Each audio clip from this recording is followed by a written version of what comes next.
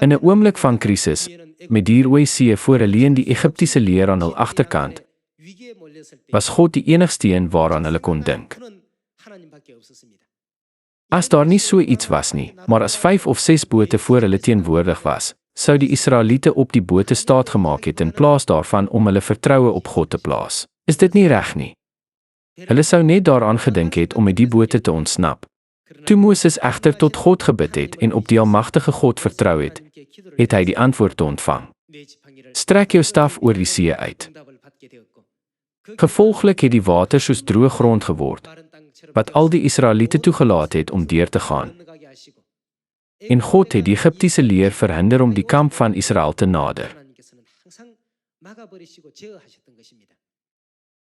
In die mees desperate oomblikke, wanneer ons dink, daar is geen manier wat menslike hulp moontlik kan wees nie, lyk dit of mense God soek. Op daardie oomblik maak ons gedagtes heeltemal leeg van wêreldse gedagtes.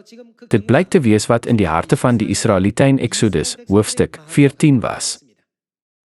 In hierdie situasie het God sy mense wat van hom afhanklik was nie ligtelik behandel nie, maar hulle met opregtheid en waarheid behandelend die weg oopgemaak vir die Israeliete om die Rooi See veilig oor te steek. Sonder om 'n enkele boot of brug te verskaf wat menslike redenasie dalk nodig gehad het hy die Israeliete oor die see op arensvlerke gedra, uitsluitlik deur sy krag.